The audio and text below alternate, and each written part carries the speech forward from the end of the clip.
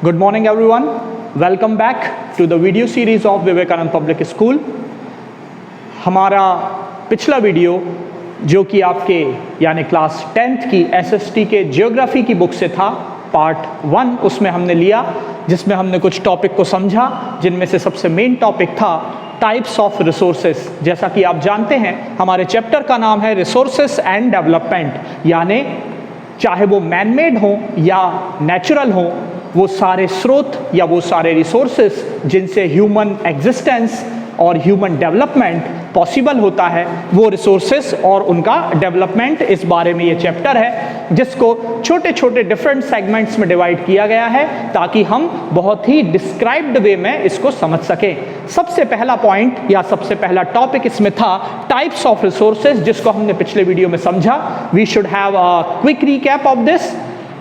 Types of resources different basis पर थे, जैसा कि आप जानते हैं, जिसमें ऑनरशिप के बेस पर, अवेलेबिलिटी के बेस पर, एग्जॉस्टिबिलिटी के बेस पर, ऐसे काफ़ी टाइप के रिसोर्सेस हमें समझाए गए, हमने पढ़े। इसके बाद हम आगे के कुछ टॉपिक्स को कवर करते हैं, जिसमें हमारा टॉपिक नंबर 2 है development of resources with sustainable development. Development resources यानी डेवलपमेंट ऑफ रिसोर्सेस को समझने से पहले हमें सस्टेनेबल डेवलपमेंट को समझना जरूरी है कि व्हाट इज सस्टेनेबल डेवलपमेंट। आप जानते हैं मनुष्य को जीवित रहने, अपनी लाइफ को सरवाइव करने के लिए और अपने पर्सनल या नेशनल इंटरनेशनल डेवलपमेंट के लिए रिसोर्सेस की ज़रूरत पड़ती है। पर जो रिसोर्सेस एग्जॉस्टेबल हैं यानी रिन्यूएबल नहीं है, ख़त्म हो सकते हैं बहुत ज़्यादा यूज़ करने से, उनको अगर एक बार में सारा यूज़ कर दिया या उनका ज़रूरत से ज़्यादा यूज़ किया गया और वो ख़त्म हो गए तो ह्यूमन एग्जिस्टेंस पॉसिबल नहीं होगा, डेवलपमेंट की तो बात ही नहीं आएगी।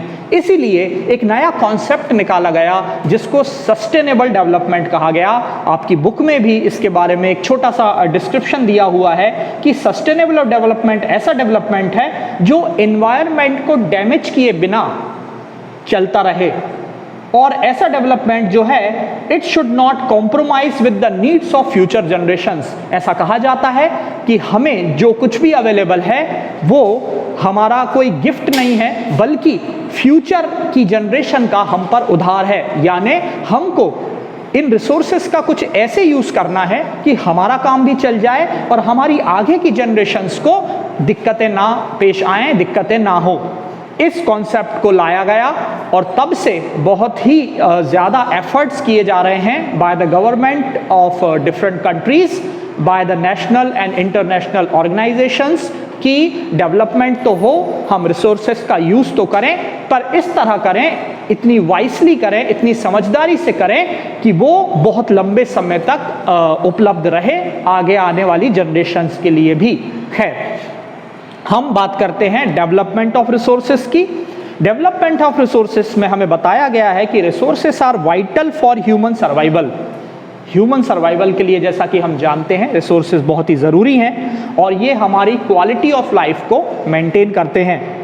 ये माना गया शुरुआत में जब हमने इनका, क्योंकि आप जानते हैं बहुत पहले तो ह्यूमंस कुछ चीज़ को करना जानते ही नहीं थे। जहाँ पर खेती की फसल उगी रहती थी उस फसल को यूज़ करते थे, उन्हें फिर से उसे उगाना यानी खेती करना, कल्टीवेट करना कुछ भी नहीं आता था। आगे बढ़ जाते थे, उसे काट कर फिर उसका यूज़ कर लेते थे, उसे खा लेते थे, उसके बाद फिर आगे बढ़ जाते थे। धीरे धीरे ह्यूमंस ने उसको फिर से फसल को बोना, उगाना, काटना सीखा और इस तरह धीरे धीरे प्रगति हुई।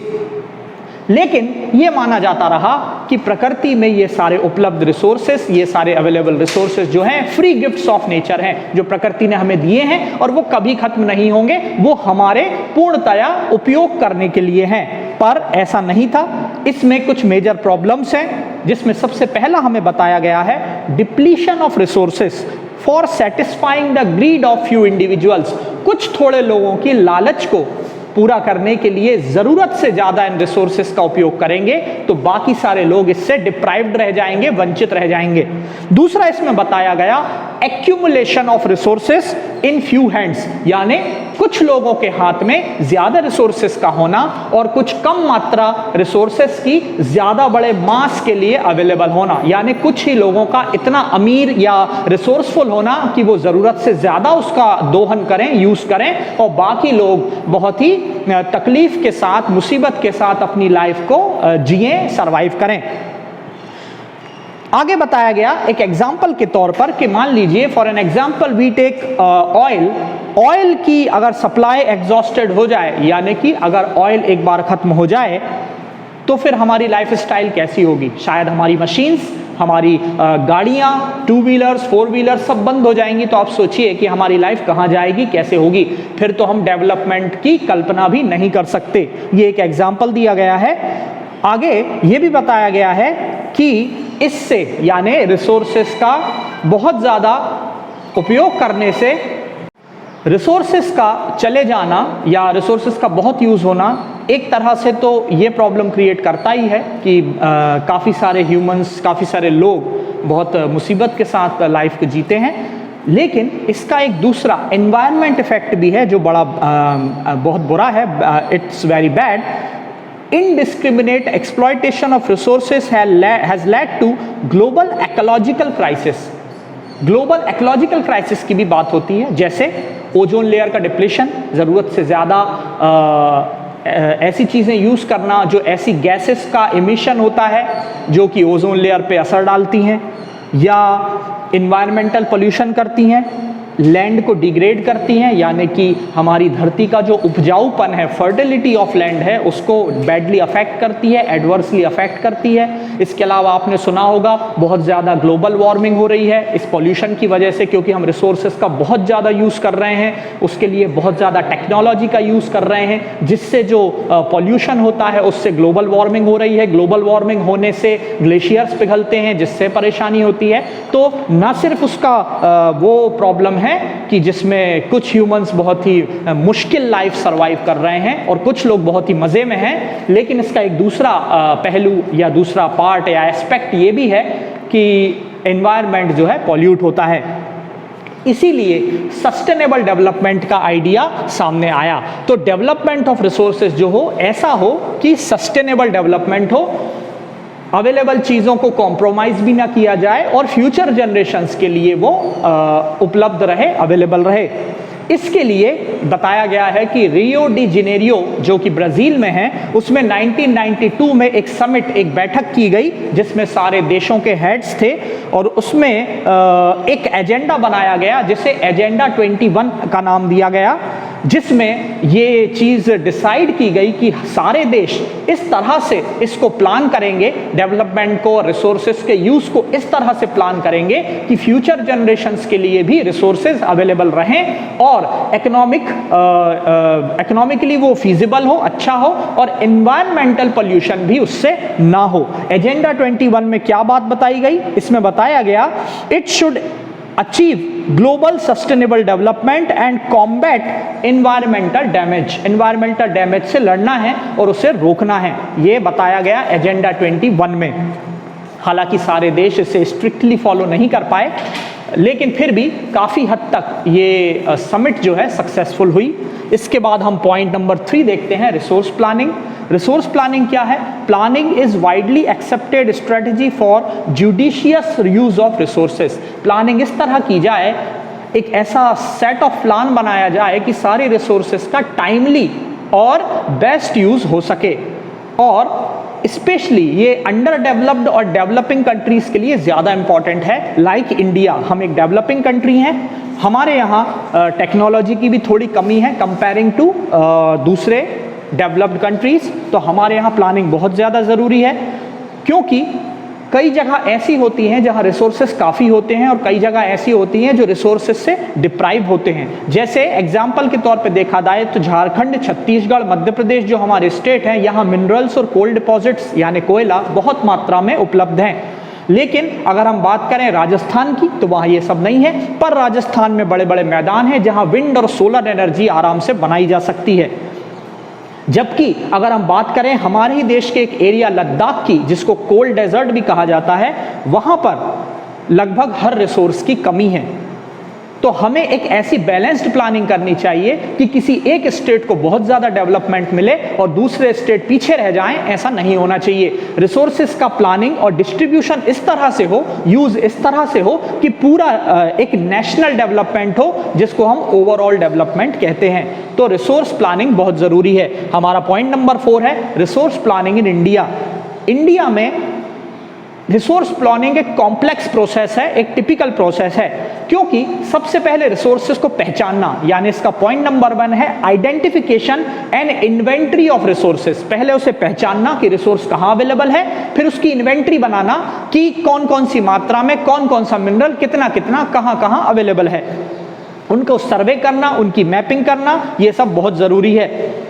इसके साथ इवॉल्व करना एक प्लानिंग स्ट्रक्चर को, ताकि उसमें हमारे पास ऐसी टेक्नोलॉजी और ऐसी मैन पावर हो कि हम उस रिसोर्स का यूज़ कर सकें। वरना रिसोर्स अवेलेबल है, हमारे पास मैन पावर नहीं है, टेक्नोलॉजी की कमी है, तो रिसोर्स के बहुत मात्रा में होते हुए भी हम उसका यूज़ नहीं कर पाएंगे और नेशनल डेवलपमेंट के गोल को अचीव नहीं कर पाएंगे। इसी तरह पॉइंट 3 कहता है matching the resource development plans with overall national development, जो कि हमने अभी कहा कि अलग अलग स्टेट में अलग अलग रिसोर्सेस अवेलेबल हैं और कुछ स्टेट्स ऐसे हैं जो हैं तो हमारी कंट्री के पर रिसोर्सेज से पूरी तरह से डिप्राइव्ड हैं। तो इस तरह से प्लानिंग की जाए कि नेशनल डेवलपमेंट हो। इंडिया ने इसके लिए काफ़ी एफर्ट्स किए हैं और इसके लिए सबसे पहले 5 ईयर प्लान, जिसको हम हिंदी में पंचवर्षीय योजना कहते हैं, उसको डेवलप किया गया, जिसमें हर अगले 5 साल के लिए एक प्लानिंग की जाती है कि हम किन किन चीज़ों में क्या क्या अचीव करेंगे। जैसे एग्रीकल्चरल फील्ड में क्या अचीव करेंगे, इंडस्ट्रियल फील्ड में क्या अचीव करेंगे, इकोनॉमिकली हम कैसा करेंगे। तो 5 ईयर्स की प्लानिंग हमारे यहाँ इसी रिसोर्स प्लानिंग से निकली है। इसके बाद हम बात करेंगे कंजर्वेशन ऑफ रिसोर्सेज की।